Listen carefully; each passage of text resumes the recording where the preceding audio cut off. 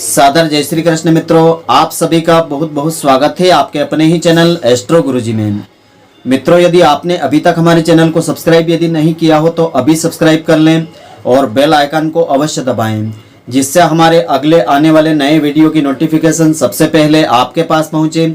आप नित्य नई नई ज्ञानवर्धक जानकारियां व नित्य का राशिफल हमारे चैनल से प्राप्त करते रहें। तो मित्रों, आज आपको हम सुनाने जा रहे हैं अति पुण्यदायिनी श्रावण पुत्रदा एकादशी की व्रत कथा, इसकी पूजा विधि और इसके महत्व के बारे में भी आज आपको हम बताएंगे। तो जो भी स्त्री पुरुष इस व्रत को श्रद्धा के साथ करते हैं उन्हें धर्म, अर्थ, काम, मोक्ष फलों की प्राप्ति होती है, संतान की दीर्घ आयु होती है, जो मनोकामना होती है इस व्रत के करने से संपूर्ण हो जाती है। तो मित्रों, पूरे वीडियो को आप ध्यानपूर्वक देखेंगे तभी इसका संपूर्ण फल आपको मिलेगा।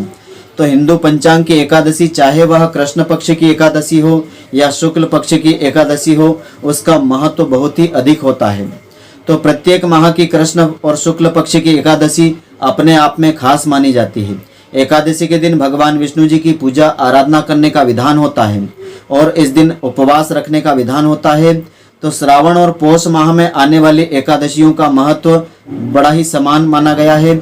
दोनों ही एकादशी का व्रत करने से पुत्र की दीर्घ आयु होती है, जिन्हें पुत्र नहीं होता है उन्हें पुत्र की प्राप्ति होती है। तो श्रावण महीने की एकादशी को श्रावण पुत्रदा एकादशी के नाम से जाना जाता है, जो इस बार दिनांक 30 जुलाई 2020 गुरुवार के दिन रहेगी। इस व्रत की विधि इस प्रकार से रहेगी कि एकादशी के व्रत की तैयारी 10वीं तिथि से आपको कर लेना चाहिए। 10वें के दिन व्रत करने वाले को सात्विक आहार लेना चाहिए, ब्रह्मचर्य का पालन करना चाहिए। एकादशी के दिन प्रातःकाल सूर्योदय से पहले उठ करके स्नान करके स्वच्छ वस्त्र धारण करना चाहिए।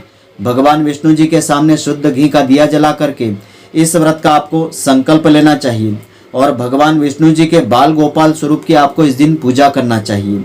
साथ ही एकादशी के व्रत कथा को श्रद्धा पूर्वक श्रवण करना चाहिए, तभी इस व्रत का आपको फल मिलता है। और रात्रि के समय भजन कीर्तन करते हुए जागरण करने में समय व्यतीत करना चाहिए। उसके बाद अगले दिन द्वादशी तिथि के दिन सूर्योदय के साथ पूजन संपन्न आपको करना चाहिए। इसके बाद व्रत का पारण करके किसी भी भूखे जरूरतमंद व्यक्ति या योग्य ब्राह्मण को भोजन करवा करके दक्षिणा दान आदि दे करके इस व्रत को आपको पूर्ण करना चाहिए, तभी इस व्रत का संपूर्ण फल आपको मिलता है। तो इस दिन की व्रत कथा इस प्रकार से है। इस दिन इस कथा को श्रद्धा पूर्वक आप श्रवण करेंगे तभी इस व्रत का संपूर्ण फल आपको मिलेगा। तो कथा इस प्रकार से है। इस एकादशी व्रत के बारे में युधिष्ठिर को भगवान श्री कृष्ण ने बताया था कि द्वापर युग में माहिष्मतीपुर का राजा महिजित पुत्र विहीन था, यानी उस राजा के यहाँ कोई पुत्र नहीं था। तो राजा के शुभ चिंतकों ने यह बात महामुनि लोमेश ऋषि को बताई थी। तो उन्होंने बताया कि राजा जो थे पूर्व जन्म में वैश्य थे।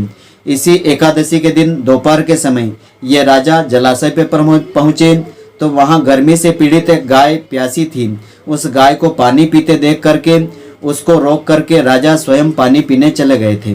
तो उसके रोकने के कारण, उसी पाप के कारण राजा संतान विहीन है। महामुनि ने बताया कि राजा के सभी शुभ चिंतक यदि श्रावण शुक्ल पक्ष की एकादशी तिथि को विधि पूर्वक इस व्रत को करेंगे और इस व्रत का पुण्य फल राजा को देंगे तो निश्चय ही राजा के यहाँ संतान की प्राप्ति होगी। तो मुनि के निर्देश के अनुसार राजा के साथ साथ प्रजा ने भी यह व्रत श्रद्धा पूर्वक रखा और इस व्रत का जो फल था सब राजा को दे दिया। कुछ समय के बाद रानी ने एक योग्य पुत्र को जन्म दिया। तो राजा की इस प्रकार से मनोकामना की पूर्ति हुई। तो मित्रों, आशा करता हूँ कि आपको हमारी यह ज्ञानवर्धक जानकारी पसंद आई होगी। यदि आपको पसंद आई हो तो आप हमारे वीडियो को लाइक व शेयर अवश्य करें। धन्यवाद। जय श्री कृष्ण मित्रों, फिर मिलेंगे।